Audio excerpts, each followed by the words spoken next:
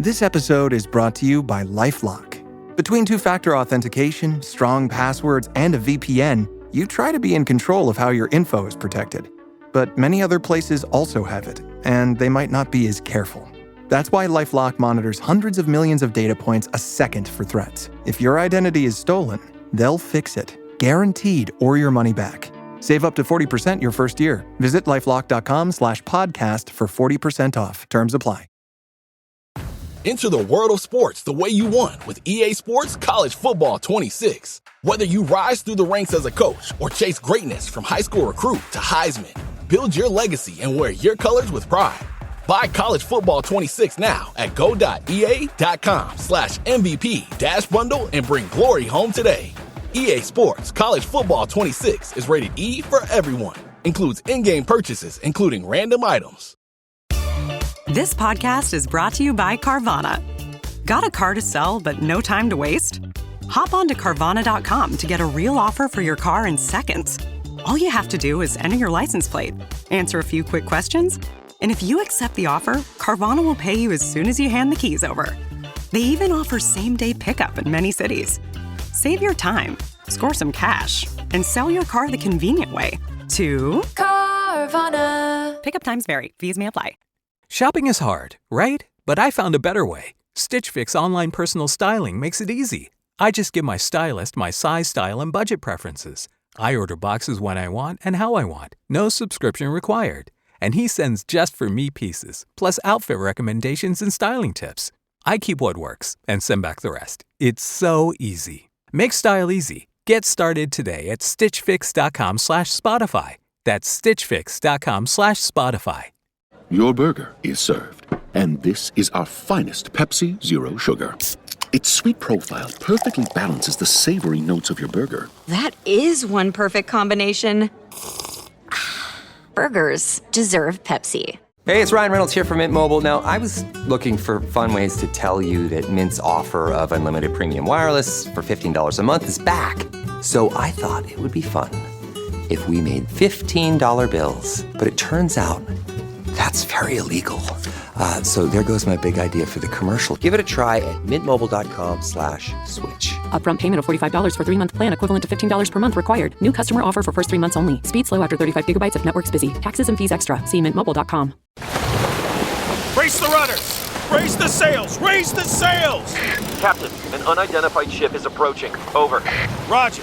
Wait, is that an enterprise sales solution? Reach sales professionals, not professional sailors. With LinkedIn ads, you can target the right people by industry, job title, and more. We'll even give you a $100 credit on your next campaign. Get started today at linkedin.com/results. Terms and conditions apply. Make your next move with American Express Business Platinum. Earn 5 times membership rewards points on flights and prepaid hotels booked on AmexTravel.com. And with a welcome offer of 150,000 points after you spend $20,000 on purchases on the card within your first 3 months of membership, your business can soar to new heights. Terms apply. Learn more at americanexpress.com/business-platinum. Amex Business Platinum. Built for business by American Express. This episode is brought to you by Polestar. There's only one true way to experience the all-electric luxury SUV Polestar 3, and that's to take a test drive. It can go from 0 to 60 in as little as 4.8 seconds with the dynamic handling of a sports car. But to truly understand how it commands the road, you need to be behind the wheel. Up to 350 miles of range, the 3D surround sound system by Bowers & Wilkins. It's all something you have to experience to believe. So book your test drive for Polestar 3 today at polestar.com. If you went on a road trip and you didn't stop for a Big Mac or drop a crispy fry between the car seats or use your McDonald's bag as a placemat, then that wasn't a road trip. It was just a really long drive. Ba-da-ba-ba-ba. At participating McDonald's. Welcome to the HCI family of podcasts. We're your source for personal, professional, and organizational growth and development. We share our own original research, explore industry trends, and interview executives and thought leaders from across the globe. Join us for practitioner-oriented content around all things leadership, HR, talent management, organizational development, and change management. Maximize your personal and organizational potential with the HCI family of podcasts. Divya Ghatak, welcome to the conversation today. Thank you, John. It is a real pleasure to be with you. You're joining us from Budapest. I'm south of Salt Lake City in Utah. And today we're going to be talking about the viability of hybrid work models and leadership approaches to sustain operational efficiency and team morale. You're joining us from Budapest. However, you're usually located in California. So you're joining us after a long journey. So thank you so much for taking the time after that long flight to really sit down and just have this really great conversation with us.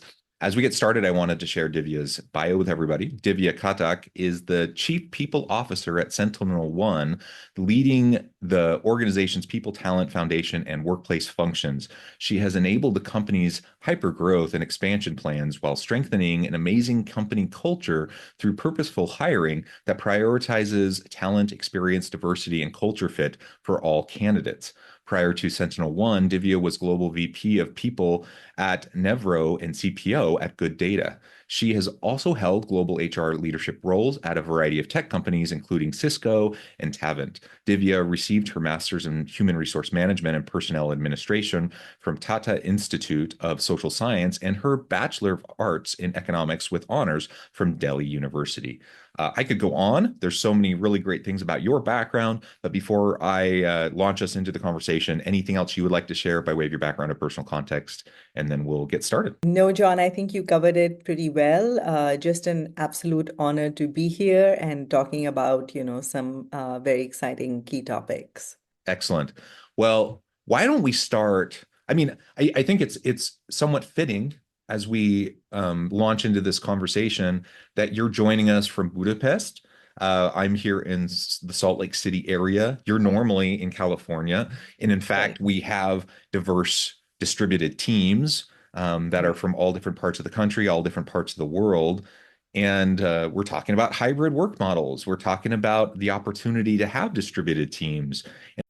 Hey, business owners, we know you know the importance of maximizing every dollar. With the Delta SkyMiles Reserve Business American Express card, you can make your expenses work just as hard as you. From afternoon coffee runs to stocking office supplies and even team dinners, you can earn miles on all your business expenses. Plus, you can earn 110,000 bonus miles for a limited time through July 16th. The Delta SkyMiles Reserve Business Card. If you travel, you know. Minimum spending requirements and terms apply. Offer ends 7/16/25. And what that can mean for operational efficiencies, team morale, et cetera.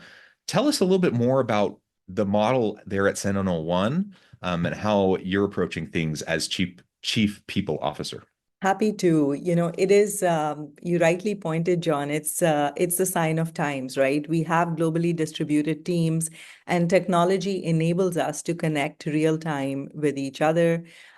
We've certainly learned a lot of lessons in pandemic in the sense that work did not stop. In fact, people got more into their workplaces and more into meetings and less able to focus on well-being and all of that. So there are a lot of pros and cons of working, through remote only or in-person only. And I do think a hybrid model is the right one. It allows us to be situational. It allows us to take benefits from both the remote only and in-person only models.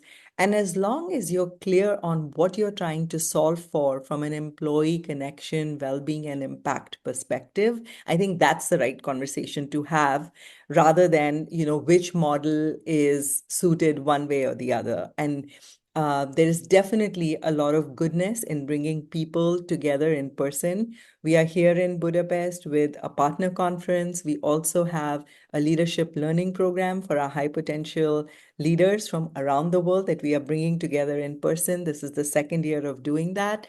And last year, people were just blown away by just the experience of coming together and attending a program like that in person, right?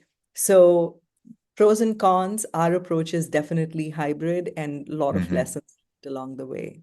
Yeah, absolutely. And, this conversation's happening amidst, increased calls from some CEOs, across sectors, across industries, for return to office mandates, right? So we have more and more organizations that even those organizations where CEOs have said, we're going to be continuing to have remote or hybrid work options indefinitely. So a year or two ago, they would have said, you can work from home as long as you want. And now they've pulled a 180 and they're saying, no, return to office mandates. Everyone has to come back. Or some variation, maybe they're saying, if you choose to stay home, we're going to cap like how far you can advance. Like everyone needs to come back. If you choose to stay home, you can only advance to this rung in our progression scheme in the organization. And so those types of mandates, it's really interesting to me, especially for those leaders who have pulled that 180 amidst all of the evidence that we have that shows that hybrid work models can work really well. All the evidence that shows how they can increase productivity, all the evidence that shows certainly that people want them, from a sentiment standpoint, from a perception standpoint, but also the hard kind of business metrics, the hard outcomes based evidence. Can you speak to that a little bit more?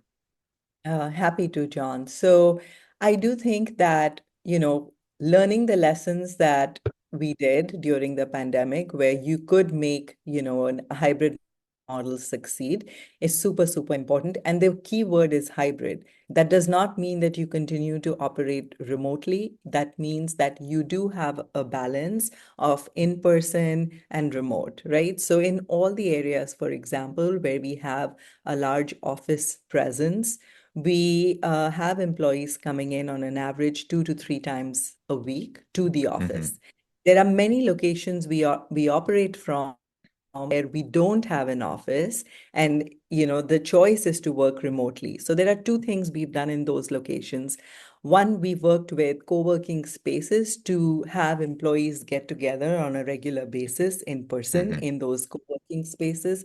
The other advantage is that the huge cost that companies put into brick and mortar buildings is actually being diverted into well-being and impact and connection initiatives where employees can come together for the purpose of connection, right? So it's very, very interesting how some of those budgets are flowing, because there is no doubt that you need to invest in your employee experience. You do need to provide for that connection. You do need to, think about wellness in the way that meets the needs of the modern family or the modern knowledge worker. And I've actually seen those shifts from investing in a massive way in brick and mortar buildings to really embracing this hybrid model, really embracing the needs of the future for the modern family or the modern knowledge worker. So it's interesting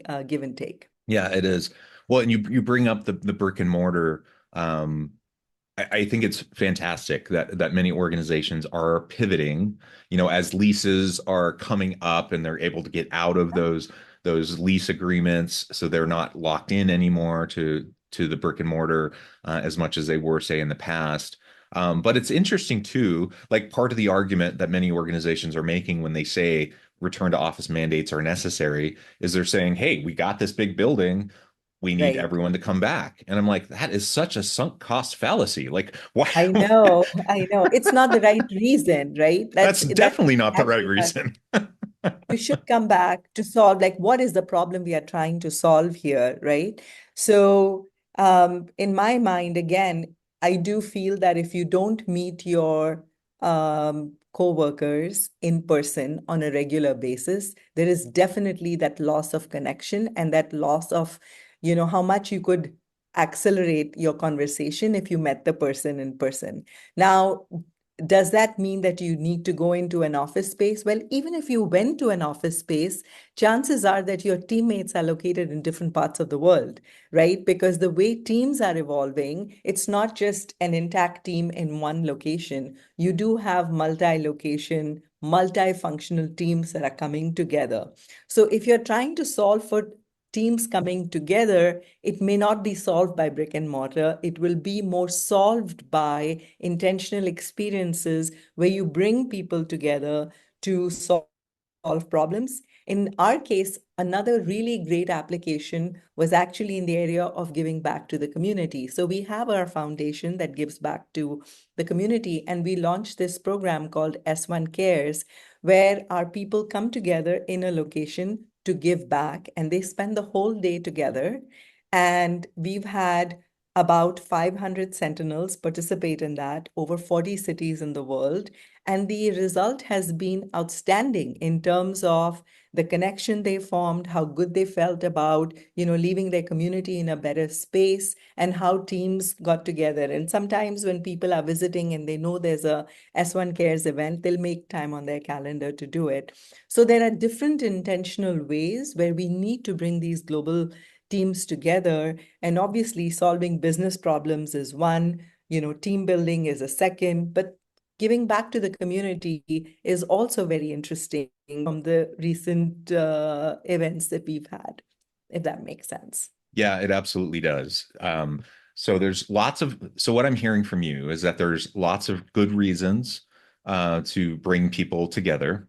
There's some dumb reasons to say we need to bring people together, like sunk cost fallacies of saying we have all these big buildings and we have these expenses, so I guess we need to bring people back together. That's a really dumb reason. I think another dumb reason is simply, you have perhaps leaders from an older generation or leaders who don't know how to manage a hybrid team. And so they're just like, I don't know how to do that. So I need everyone to come back so that I can lead the way that I'm used to. I think that is a really silly approach. We're moving into the future, and you need to up your game. You need to reskill. You need to upskill. You need to learn how to approach the new world of leadership. And if you don't know how to hack it, then that's something you need to deal with. That's not something you need to push upon everyone on your team, right? Through a return to office mandate.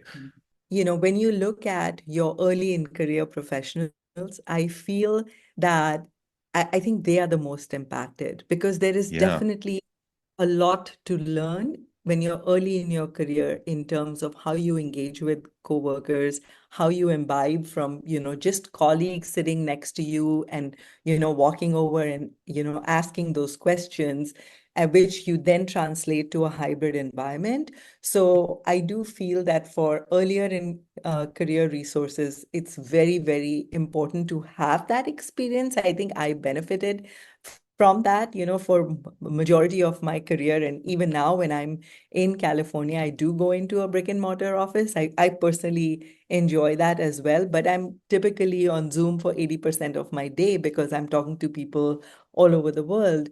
So I think where you can make those in-person interactions possible, and where we have our large locations, we do encourage our employees, and our employees do appreciate going in 2 to 3 days a week. But the reality is that our footprint is expanding so rapidly, there could be areas where it's not feasible or even needed to have that brick and mortar office, right? So what I'm saying is that the in-person connection is very special, but make it so that you're trying to solve a real problem, and addressing the true shape and form of a modern working team that is in any way globally dispersed. And maybe the best model is hybrid for that team to come together.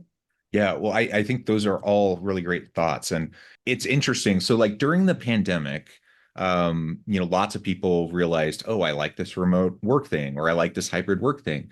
And especially younger people, young millennials, Gen Z workers were like, I really like this flexibility. I like this opportunity to work in my pajamas and work from my kitchen or whatever.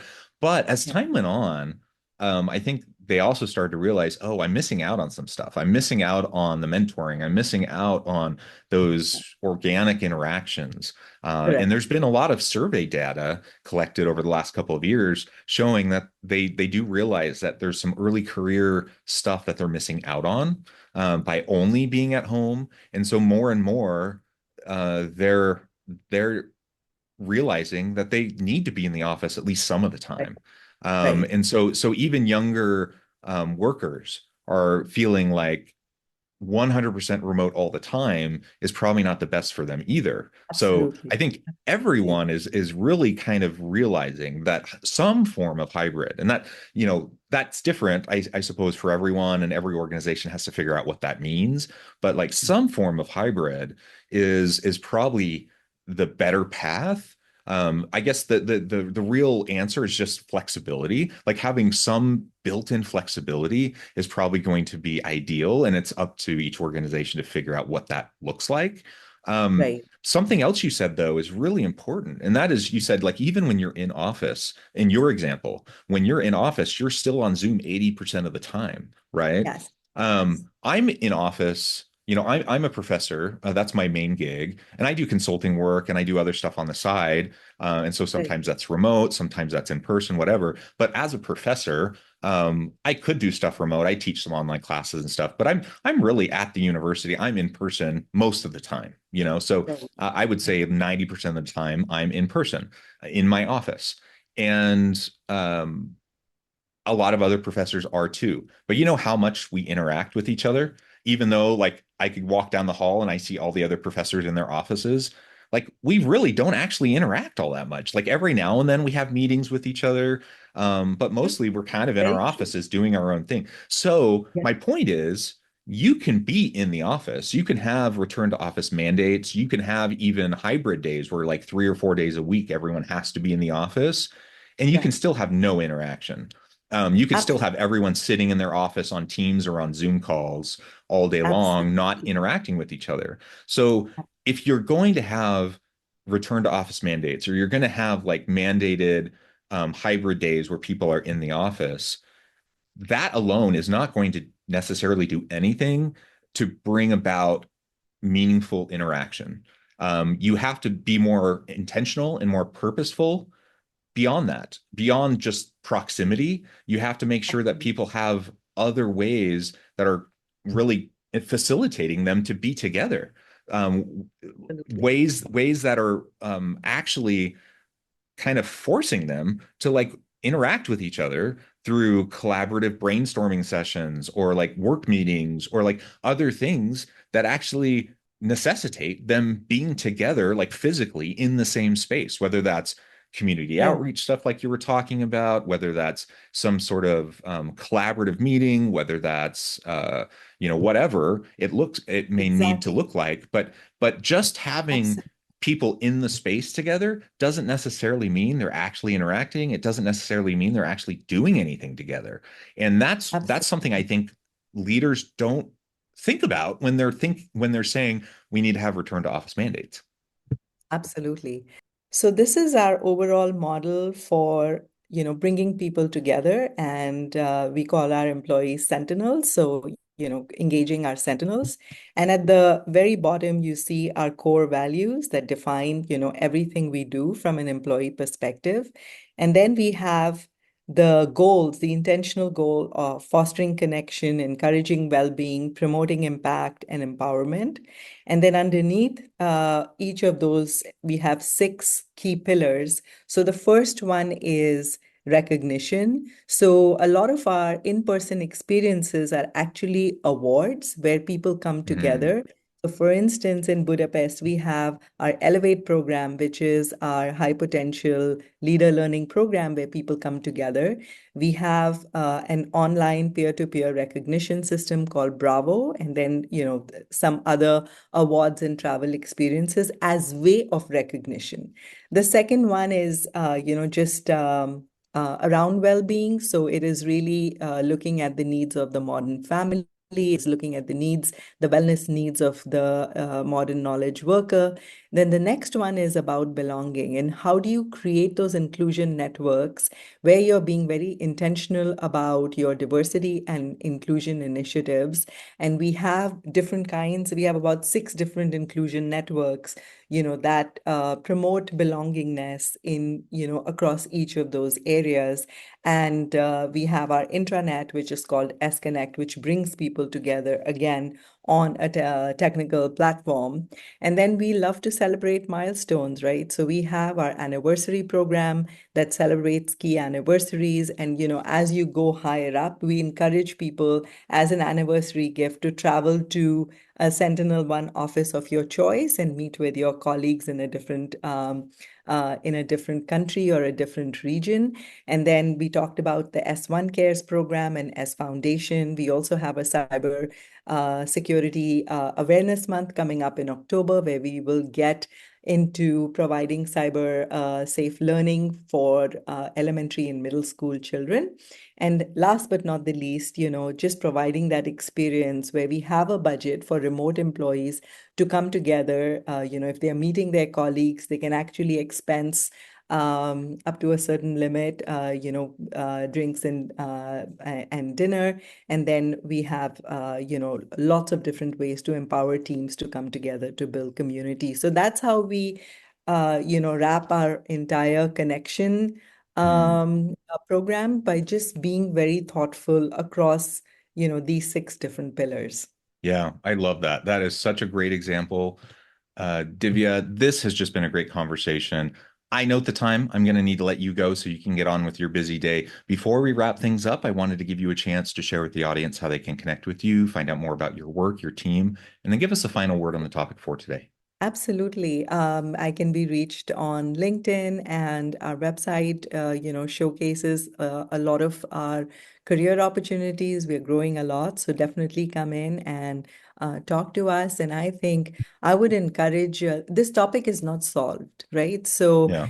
even though we are saying hybrid is important, there are still a lot of questions that are left unanswered, like the early in career people, like, what is the real substitute for looking someone in the eye when you're meeting face to face, right? It's not always a Zoom meeting.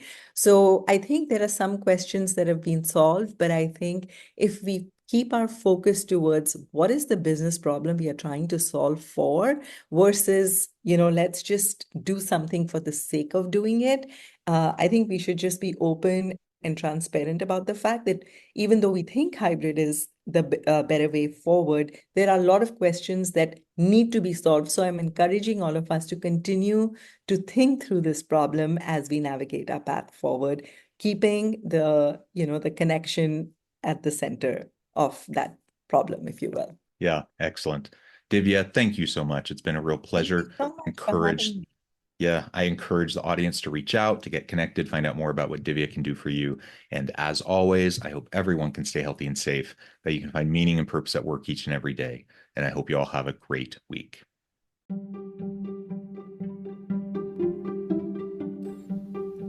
Thanks for joining us for this episode of the podcast. We hope you stay healthy and safe, and please join us again soon.